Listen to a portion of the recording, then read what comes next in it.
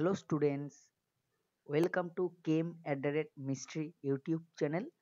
আজকে আমি আলোচনা করব থার্মোডাইনামিক্স অনশট ভিডিও। দেখো এই লেকচারটা কিন্তু যারা থার্মোডাইনামিক্স একদমই পড়োনি, নতুন পড়তে চাইবে তাদের জন্য নয়। এই লেকচারটা তাদের জন্য যারা থার্মোডাইনামিক্স অলরেডি পড়ে ফেলেছে কিন্তু তারা নিট বা জেই এই রকম কোনো কম্পিটিটিভ এক্সাম দিতে যাবে তাদের জন্য এটা এটা একটা অনশট ভিডিও। এখানে বেসিক্যালি কিছু গুরুত্বপূর্ণ ফর্মুলা নিয়ে কথাবার্তা বলবো। আজকের লেকচারে আমরা এই থার্মোডাইনামিক্স চ্যাপ্টারে যে ফর্মুলাগুলো আমরা মনে রাখবো এই সমস্ত কম্পিটিটিভ এক্সাম দেওয়ার জন্য সেইগুলো নিয়েই কথাবার্তা বলবো। কোন জিনিসগুলো মনে রাখতে হবে সেইগুলো নিয়েই কথাবার্তা বলবো। আর নেক্সট যে লেকচারটা করব সেখানে আমরা কোয়েশ্চেন আনসার সলভ করাবো থার্মোডাইনামিক্স থেকে। তাহলে শুরু করি। প্রথমে দেখো আমরা হিট অ্যান্ড ওয়ার্ক। প্রথমে আমরা হিট অ্যান্ড ওয়ার্ক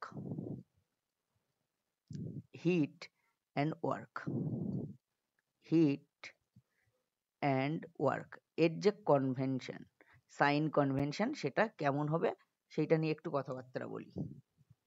ঠিক আছে, হিট এবং ওয়ার্কের সাইন কনভেনশন কেমন হবে সেটা দেখো। আমি যদি বলি এটা একটা সিস্টেম,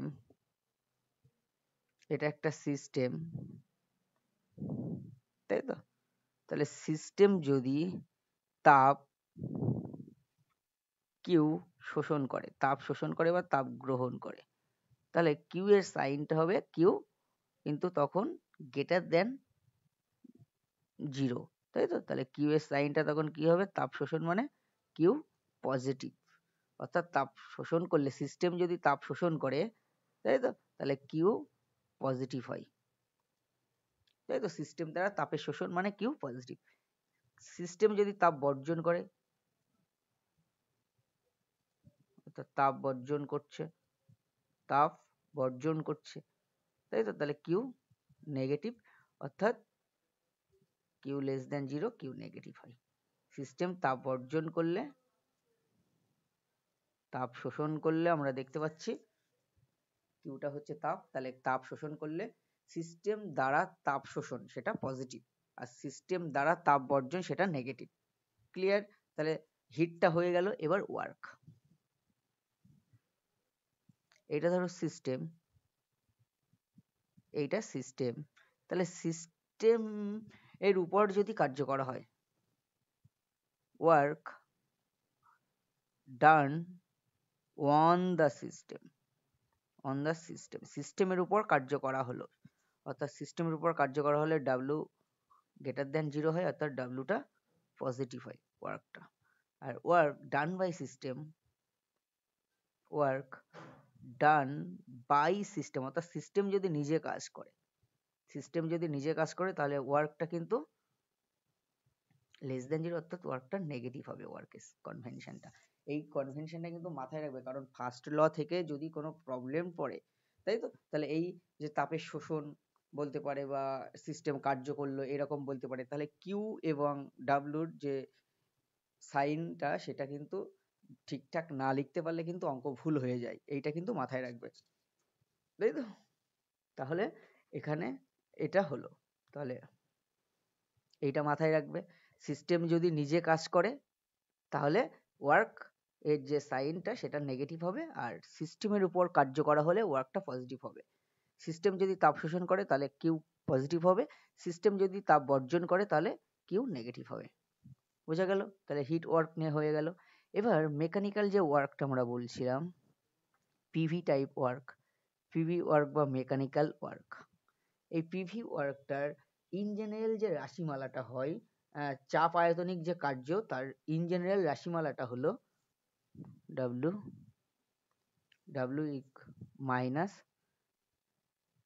আয়তনটাকে ভি1 থেকে ভি2 করা হয়েছে integration V one to V two P external DV, তাই তো? এটা ইন জেনারেল, এটা ইন জেনারেল, তাই তো?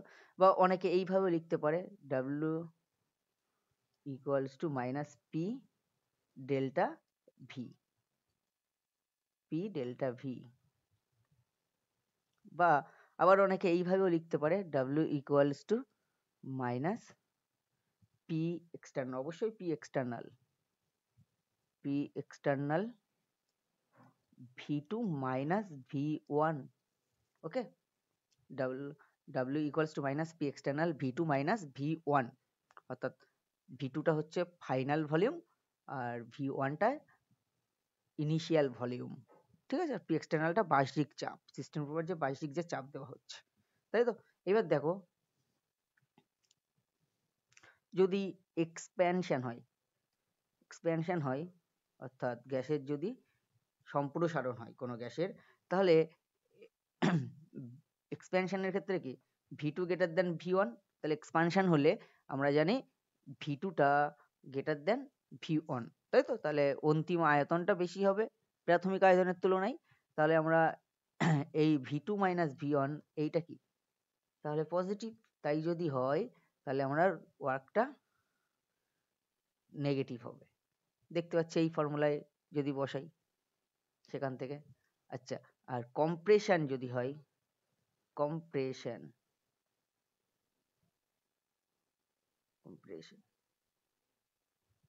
কম্প্রেশনের মধ্যে অর্থাৎ সংকোচন হয়, তাহলে V2 লেস দেন V1, তাহলে V2 মাইনাস V1 টা কিন্তু তখন নেগেটিভ। তাহলে এই নেগেটিভ আর এই যে সূত্রের যে নেগেটিভ মিলে পজিটিভ, নেগেটিভে তাহলে W টা কিন্তু পজিটিভ, ঠিক আছে। এইগুলো একটু মাথায় রাখতে হবে অঙ্ক করার সময়। আর একটা জিনিস, আমরা যদি রিভার্সিবল প্রসেসের 3 নম্বরে গিয়ে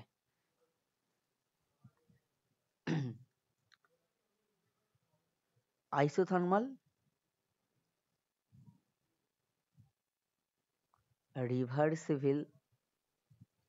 reversible process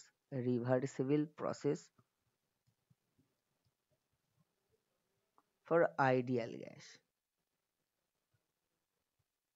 তাহলে ওয়ার্ক এর যে রাশিমালা অর্থাৎ ওয়ার্ক ডান বাই সিস্টেম, তাই তো, reversible equals to minus nRT ln V2 by V1, এটাকে লিখতে পারো মাইনাস 2.303 nRT log এর বেস 10 ln এর base e V2 by V1। P এর রেসপেক্টে তোমরা যেহেতু আইসোথার্মাল, তাহলে কি P1 V1 equals to P2 V2 লিখতে পারো, আইসোথার্মাল, তাই তো। তাহলে সেখান থেকে তোমরা বলতে পারো কি work reversible equals to minus 2.303 nRT log P1 by P2, ঠিক আছে, P1 বাই P2। বিভিন্ন মানে যখন যে ভ্যালুটা দেওয়া থাকবে সেই ভ্যালুটা নিয়ে কাজ করার সময় এই ফর্মটা কাজে লাগাবে নাকি এই ফর্মটা কাজে লাগাবে, সেটা কি রকমের প্রবলেমস দেওয়া হয়েছে সেটা কিন্তু মাথায় রাখতে হবে। এটা কিন্তু অবশ্যই মনে রাখবে, আদর্শ গ্যাসের সমউষ্ণ পরবর্তী সম্প্রসারণে কৃতকার্যের যে রাশিমালা, ঠিক আছে, সেটা কিন্তু work reversible equals to minus nRT ln V2 by V1, আর এটা minus 2.303 nRT log of P1 by P2, যে ফর্মুলায় বসালে অসুবিধা নেই কোনো। আচ্ছা আচ্ছা, ইরিভার্সিবল প্রসেসের ক্ষেত্রে যদি ইরিভার্সিবল প্রসেস হয়, এটা কত নম্বর ছিল, 3, তাই তো, 4 নম্বর। ইরিভার্সিবল প্রসেস যদি হয়, ইরিভার্সিবল প্রসেস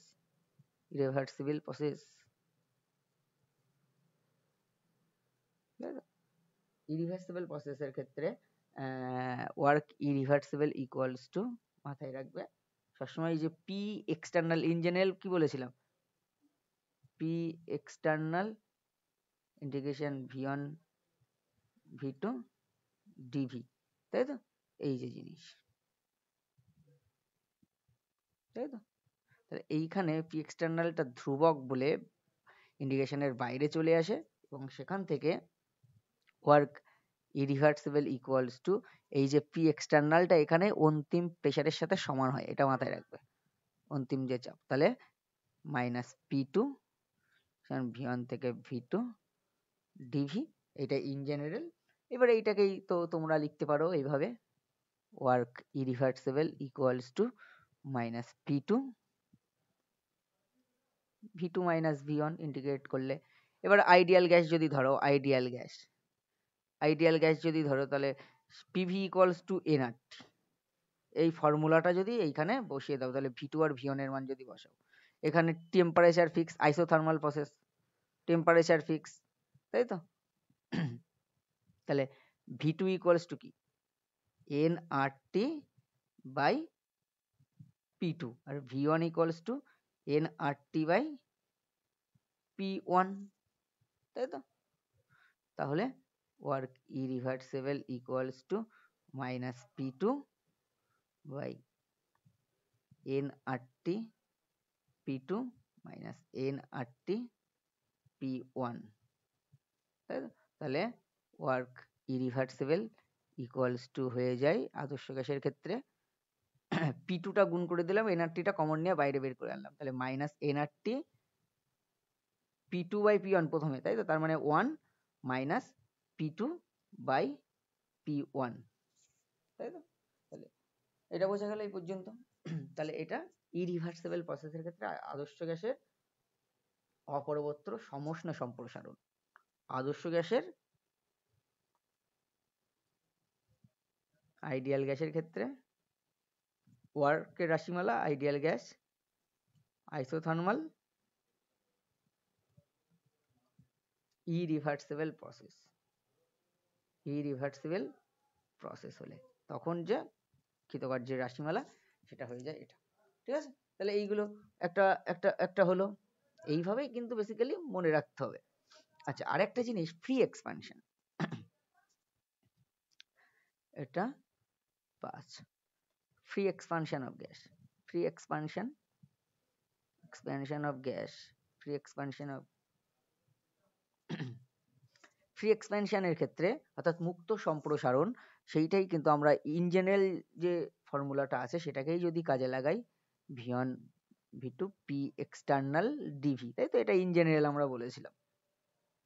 এবার এই যে পি এক্সটার্নাল, ফ্রি এক্সপ্যানশন মানে কি, শূন্য চাপের বিরুদ্ধে প্রসারণ, তাই তো? তাহলে পি এক্সটার্নাল জিরো, তাহলে ওয়ার্ক ইকুয়ালস টু জিরো, তাহলে ফ্রি এক্সপ্যানশনে কিন্তু ওয়ার্ক কৃতকার্য শূন্য হয়। এটাও কিন্তু অনেক জায়গায় পড়তে দেখেছি আমরা, ডাব্লিউ ইকুয়ালস টু জিরো হয়, ঠিক আছে? অনেক সময় আইডিয়াল গ্যাসের ক্ষেত্রে, ইন জেনারেল আইডিয়াল গ্যাসের ক্ষেত্রে এইটা তো এই লেখা হয় না, W equals to minus P delta V, তাহলে আইডিয়াল গ্যাস হলে সেইটাকে কিন্তু অনেকে এইভাবে লিখতে পারে, delta V equals to minus P এনআরটিকে মাইনাস এন আর টি, তাই তো? এইভাবেও অনেকে লিখতে পারে, ঠিক আছে? আচ্ছা, গেল। তাহলে এই রকম দিয়ে কিন্তু এইসব যে সমস্ত সূত্র বললাম এইগুলো দিয়েই কিন্তু ওয়ার্কের দিয়ে করাতে পারে, বিভিন্ন রকম কোশ্চেন পড়তে পারে, ঠিক আছে? অঙ্ক ম্যাথমেটিক্যাল নিউমেরিক্যালস পড়তে পারে, সেইগুলো তোমরা একটু দেখবে। আর এইবার আমরা ফার্স্ট ল অফ থার্মোডাইনামিক্স, যেটা প্রথমে বললাম হিট এবং ওয়ার্কের যে সাইন কনভেনশন নিয়ে কথাবার্তা বললাম, সেইটা মাথায় রাখতে হবে এই যে এইখানে ইউজ করার জন্য, first law of thermodynamics, first law of TD আমি লিখছি, টিডি বলতে এখানে থার্মোডাইনামিক্স। তাহলে সেটা কি, delta U internal energy change equals to Q plus W. এখানে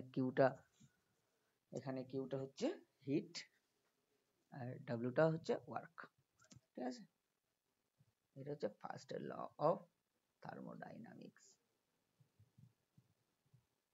কোনো একটা সিস্টেমকে যদি তাপ দেওয়া হয় তাহলে সেই তাপ সে দুই ভাবে কাজে লাগায়, একটা তার ইন্টারনাল এনার্জি বাড়ায়, আর একটা ওই তাপটার জন্য সিস্টেম কিছুটা কার্য করতে পারে, ঠিক আছে? কার্যে রূপান্তরিত করে, এরকম ব্যাপার এইভাবে মনে রাখতে পারো। ফিজিক্স কমিউনিটির লোকেরা এইভাবে মনে রাখে, অর্থাৎ delta U equals to Q plus W. আচ্ছা, এইবার কিছু জিনিস এখানে মনে রাখবে।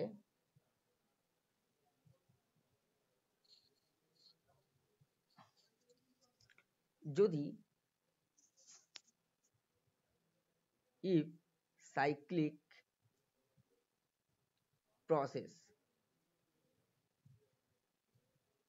process হয়, তাহলে যে সমস্ত স্টেট প্রপার্টি গুলো আছে, যারা স্টেট ফাংশন বা স্টেট প্রপার্টি, তাদের পরিবর্তন কিন্তু শূন্য হবে। তাহলে ডেল্টা পি শূন্য, ডেল্টা ভি শূন্য, ডেল্টা ইউ শূন্য, সাইক্লিক প্রসেসের ক্ষেত্রে যারা স্টেট প্রপার্টি তাদের পরিবর্তন শূন্য হবে।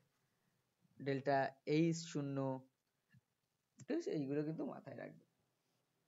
যারা স্টেট প্রপার্টি তাদের পরিবর্তন সাইক্লিক প্রক্রিয়ায় শূন্য হয়। আর ফার্স্ট ল থেকে একটা জিনিস দেখানো যায়, যদি ডেল্টা আয়তন স্থির রেখে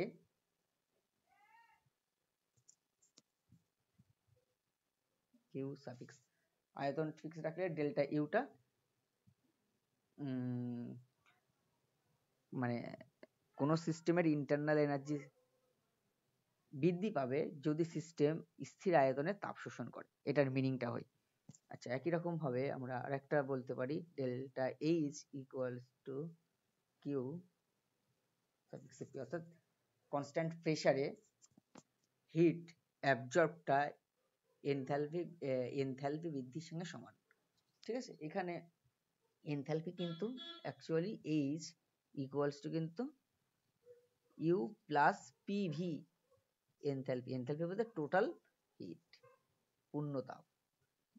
H equals to U plus PV, অর্থাৎ এইভাবে বলা যায় delta H equals to delta U plus P delta V, অবশ্যই যদি চাপটা স্থির রাখা হয়, তাই তো। পি ফিক্সড, টেম্পারেচার এবং প্রেসার ফিক্স রাখলে অবশ্যই টিপি ফিক্সড।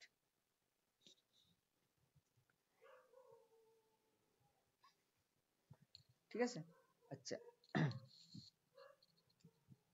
এবার আরেকটা ইকুয়েশনের কথা বলবো, যেটা কিন্তু খুব কাজে লাগে, মানে অনেক সময় এই ফর্মুলারই অঙ্ক পড়ে।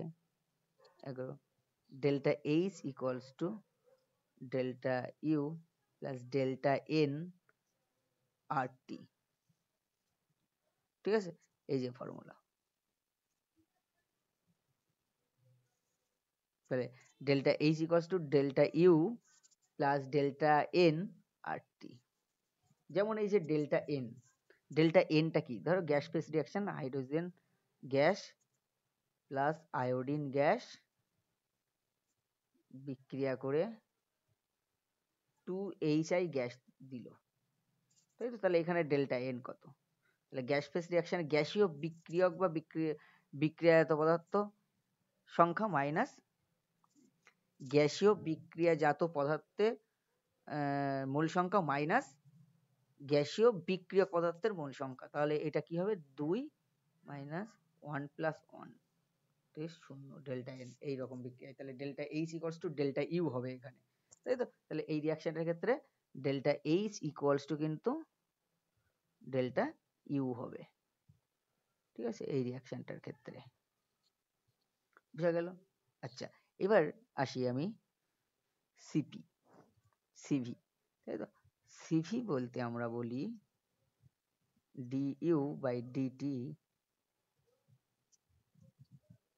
ঠিক আছে, ডিইউ বাই ডিটি, অর্থাৎ এইভাবে বলতে পারি DU equals to CV DT. Okay, আর CP equals to del DH by DT, তাই তো। অর্থাৎ ডিএইচ ইকুয়ালস টু লেখা যেতে পারে সিপি ডিটি। এখান থেকেই কিন্তু আমরা দেখাতে পারি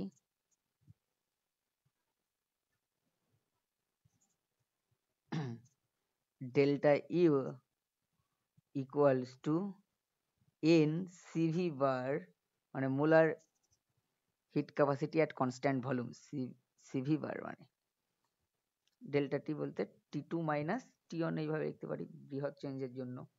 ঠিক আছে, ফাইনাইট চেঞ্জের জন্য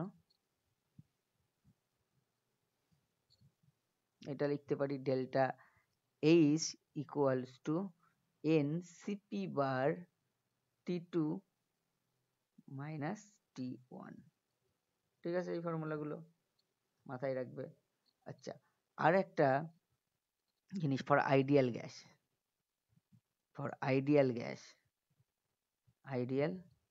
আইডিয়াল গ্যাসের ক্ষেত্রে CP bar minus CV bar equals to R হয়। সিপি বার সরি সিভি, এটা মুখে বলছি সিভি, লিখেছি সিপি, সিভি কিন্তু, হ্যাঁ, অর্থাৎ CP bar minus CV bar equals two CP বার, ফাইনালি ভালো করে লিখে দিচ্ছি, ইকুয়ালস টু আর হয়।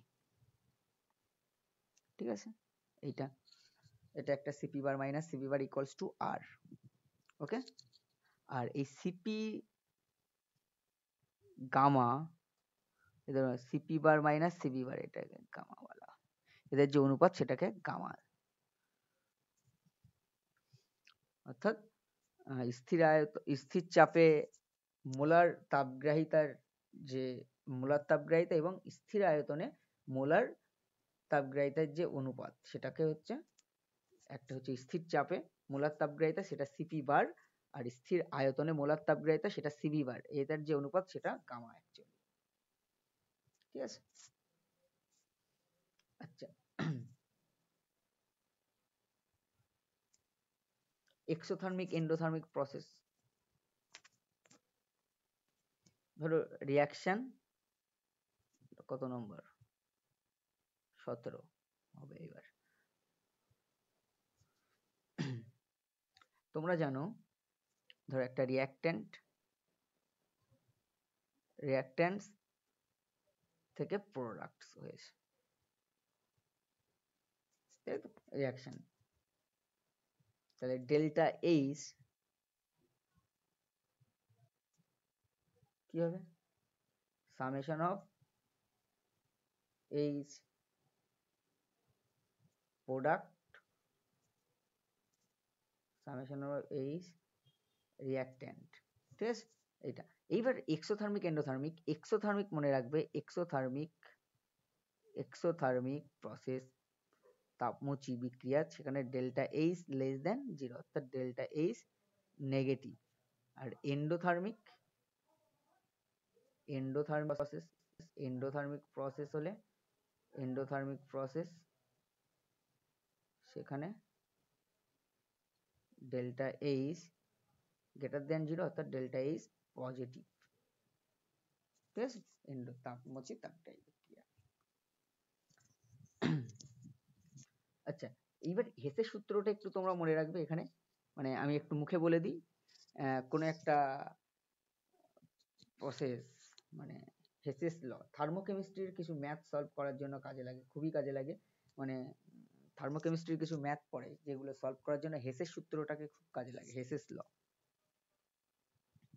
কত নম্বর, 18, হেসেস ল।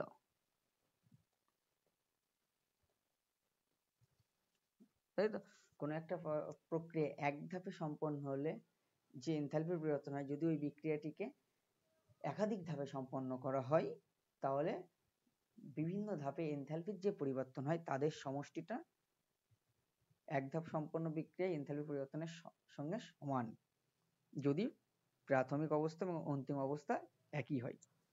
তাহলে এটা হচ্ছে হেসেস ল, এটা একটু দেখে নেবে ভালো করে, আমি আর এখানে ডিটেলসে লিখলাম না। আচ্ছা, যেহেতু তোমরা পড়ে ফেলেছো, জাস্ট এইটা মনে রাখতে কেন বললাম, কারণ অনেক এ সংক্রান্ত কোশ্চেন সলভ করার জন্য কাজে লাগে। এবার আমরা সেকেন্ড ল অফ থার্মোডাইনামিক্সে চলে আসব, এবং সেকেন্ড ল অফ থার্মোডাইনামিক্সের পার্টে কিন্তু ইন্টারেস্টিং কিছু আছে, এবং সেখানে কিন্তু বেসিক্যালি এনট্রপির ধারণা পাওয়া যায়। সেকেন্ড ল অফ থার্মোডাইনামিক্স থেকে বেসিক্যালি এনট্রপির যে ধারণা, তোমরা জানো সিস্টেমের ডিসঅর্ডারনেসটা পরিমাপ করার জন্যই পরিমাপ করে এই যে ফিজিক্যাল প্যারামিটারটা এনট্রপি, তাহলে এখানে entropy concept, second law entropy. এনট্রপিকে ডিফাইন করা হয়েছিল এরকম, ds equals to q reversible by t, অর্থাৎ কোন একটা রিভার্সিবল প্রসেসের ক্ষেত্রে ফাইনাইট চেঞ্জ যদি আমরা বলি, delta s equals to q reversible by t। এবার যদি ফেজ ট্রানজিশন যদি ভাবো, ফেজ ট্রানজিশনের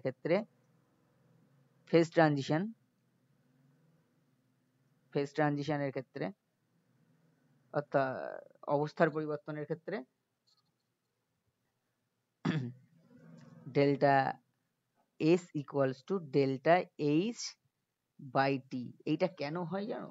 এটা হয় যখন ফেজ ট্রানজিশন হয়, তখন টেম্পারেচারটা বেসিক্যালি একটা পার্টিকুলার উষ্ণতায় কিন্তু ফেজ ট্রানজিশনটা হয়। তখন টেম্পারেচার প্রেশারটা ফিক্স থাকে। তাহলে এই যে delta H equals to Q at constant pressure, তাই তো এইটা হয়। সেই জন্য এইটা ফেজ ট্রানজিশনের ক্ষেত্রে আমরা delta H equals to delta H by T লিখতে পারি। এই ফর্মুলা দিয়ে ফেজ ট্রানজিশনগুলো করতে করা যায়। যেমন অ্যাজ পার এক্সাম্পল যদি ভেপারাইজেশন বলি, ভেপারাইজেশনের ক্ষেত্রে কি হয়, লিকুইড ভেপার,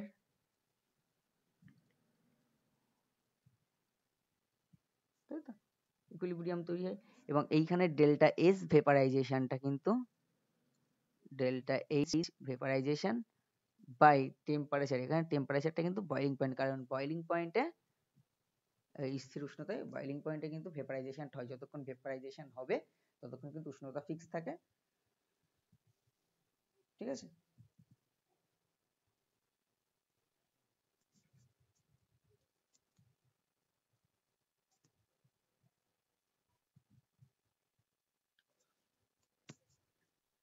ওকে, এবার যদি তোমরা আইডিয়াল গ্যাস কনসিডার করো তাহলে এনট্রপির পরিবর্তন এবং আইসোথার্মাল প্রসেস ভাবো।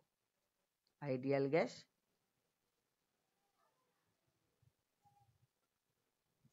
Isothermal, reversible process.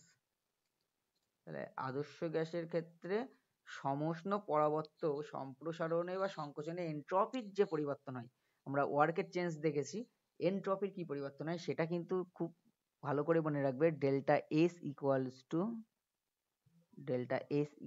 Two N R ln V2 by V1। এটা isothermal reversible process of ideal গ্যাসের ক্ষেত্রে এনট্রপিক চেঞ্জ, ঠিক আছে। এটা আর একটা জিনিস, কত নম্বর হলো এটা, 22 নম্বর হবে।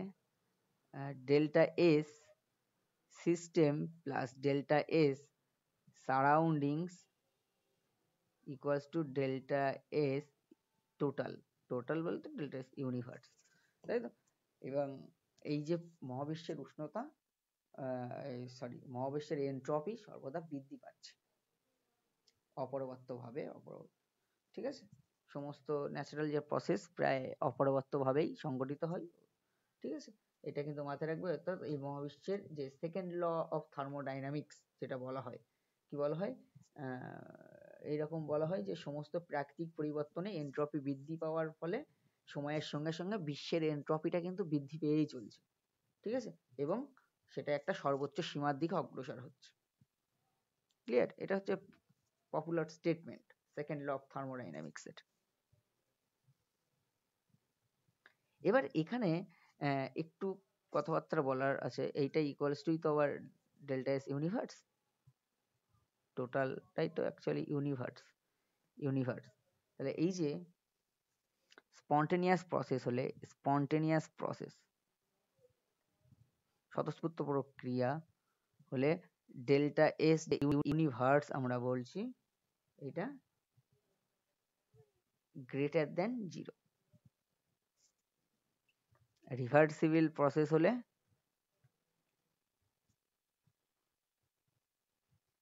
আর ইকুইলিব্রিয়াম হলে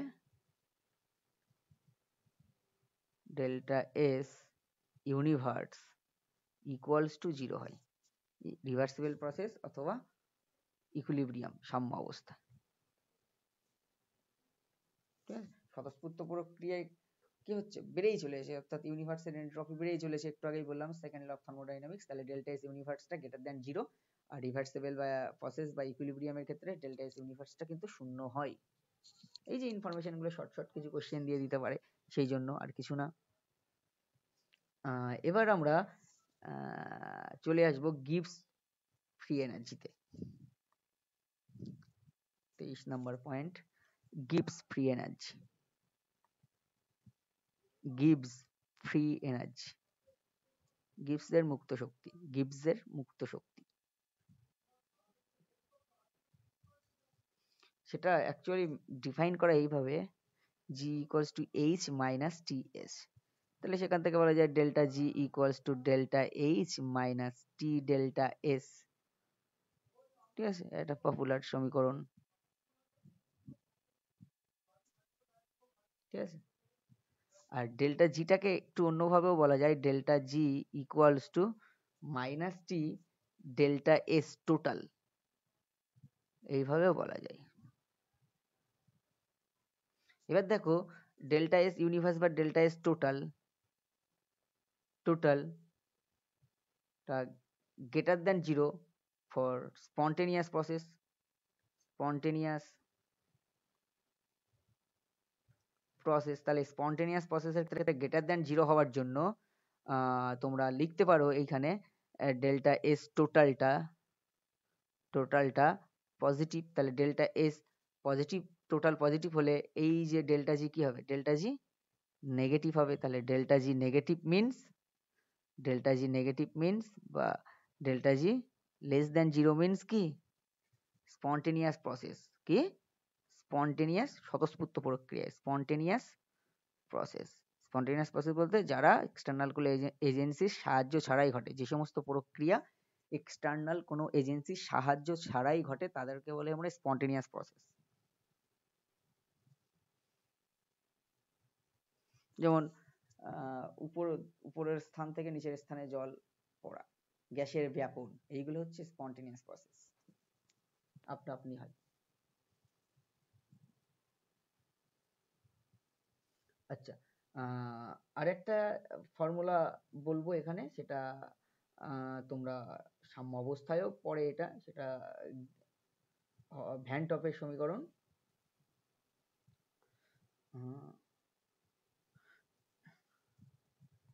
delta G equals to minus R T L N K. ঠিক আছে, এখান থেকে L N K equals to minus delta G, sorry delta G zero,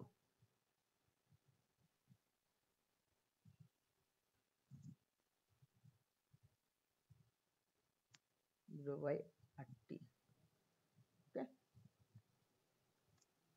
delta G zero মানে standard Gibbs free energy change, সেটা equals to minus R T L N K. কেটা হচ্ছে equilibrium constant, সাম্য ধ্রুবক কেটা, তাই তো। তাহলে এখান থেকে কে ইকুয়ালস টু কি লেখা যেতে পারে, K e to the power minus of delta G zero by R T. Van't Hoff isotherm থেকে কিন্তু আমরা দেখাতে পারি। ঠিক আছে, তাহলে এই যে ফর্মুলাগুলো বলা হলো, এইগুলোই কিন্তু তোমরা ভালো করে দেখে যাবে, বেসিক্যালি 11-12 লেভেল পর্যন্ত এটা। আর একটা জিনিস, কার্নো ইঞ্জিন, ইঞ্জিন বেসিক্যালি কি করে, ইঞ্জিন হাই টেম্পারেচার রিসার্ভার থেকে, যে ওই যে Kelvin Planck statement of second law of thermodynamics, Clausius statement of second law of thermodynamics, এখানে পড়ার সময় তোমরা ইঞ্জিন সম্পর্কে, হিট পাম্প সম্পর্কে জানবে, জেনেছো। লো temperature রিসার্ভার T1, T2 greater than T1, যদি ইঞ্জিন হয় তাহলে ইঞ্জিন কি করে, হাই টেম্পারেচার রিসার্ভার থেকে কিছুটা হিট নেয়, Q2 পরিমাণ হিট নিল, কিছুটা পরিমাণ হিট লো টেম্পারেচার রিসার্ভারে ছাড়লো, তারপরে কিছুটা কার্য করলো। কতটা পরিমাণ কার্য করতে পারবে, Q2 মাইনাস Q1 পরিমাণ, তাই তো। তাহলে এর ইটা ইকুয়ালস টু কত, work output by input, Q2 টা, তাই তো। তাহলে Q2 মাইনাস Q1 বাই Q2। আর কার্নো ইঞ্জিন যদি হয়, Carnot cycle, Carnot engine, sorry Carnot's engine,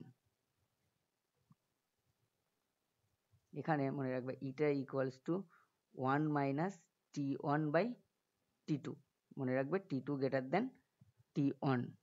ঠিক আছে, কার্নো ইঞ্জিনের এফিসিয়েন্সি, আর এফিসিয়েন্সি কখনো একের বেশি হতে পারে না, অর্থাৎ 100%ও হয় না, এরকম একটা ব্যাপার। সবসময় ইটার মানটা 0 থেকে বড়, 1 এর কম হয়।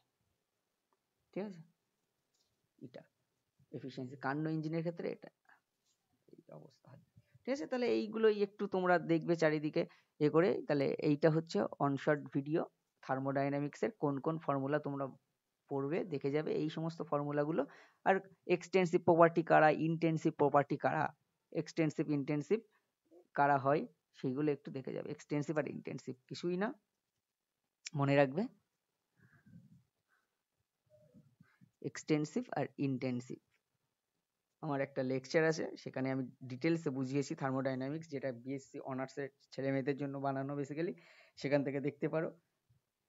যাদের পরিমাণের উপর ডিপেন্ড করে তারা এক্সটেন্সিভ, আর যারা পরিমাণের উপর ডিপেন্ড করে না তারা ইন্টেন্সিভ। অর্থাৎ যাদেরকে সাবডিভাইডেড করলে সাবডিভাইডেড হয় যারা, তারা এক্সটেন্সিভ, আর যাদেরকে সাবডিভাইড করলে তারা সাবডিভাইড ধর্মাবলী, যে ধর্মাবলীগুলো সাবডিভাইডেড হয় না তারা ইন্টেন্সিভ। দুটো এক্সটেন্সিভ প্রপার্টির রেশিও সবসময় ইন্টেন্সিভ হবে। এক্সটেন্সিভ দুটো প্রপার্টি, এক্সটেন্সিভ দুটো প্রপার্টি হলে তাদের রেশিও ইন্টেন্সিভ হবে। এইরকম কিছু জিনিস দেখবে আমার ওই লেকচারটাতে আছে ডিটেলসে, আমি আর বলছি না। তাহলে যেহেতু এই লেকচারটা আমি আগেই বলেছি, তাদের জন্য যারা নিট বা জেই এই সমস্ত কম্পিটিটিভ এক্সাম দেবে তাদের জন্য জাস্ট একটু থার্মোডাইনামিক্সটা ঝালিয়ে নেওয়ার জন্য। তারা কিন্তু সবই জানে, জাস্ট অনেক কিছু অবচেতন মনে চলে যায়, সেইগুলোকে জাস্ট মনে করার জন্য কোনগুলো পড়বে তাদের জন্য এই লেকচারটা ভালো করে এটা দেখে নাও। আর কয়েকদিনের মধ্যেই আমি থার্মোডাইনামিক্সের প্রবলেম সলিউশন দিয়ে দেবো। তাহলে আজকের লেকচার এই পর্যন্ত, পরবর্তী লেকচারে দেখা হচ্ছে। ততক্ষণ ভালো থাকো, সুস্থ থাকো, আর চ্যানেলটিকে অবশ্যই সাবস্ক্রাইব করতে ভুলবে না, আর লাইক কমেন্ট শেয়ার করে দাও।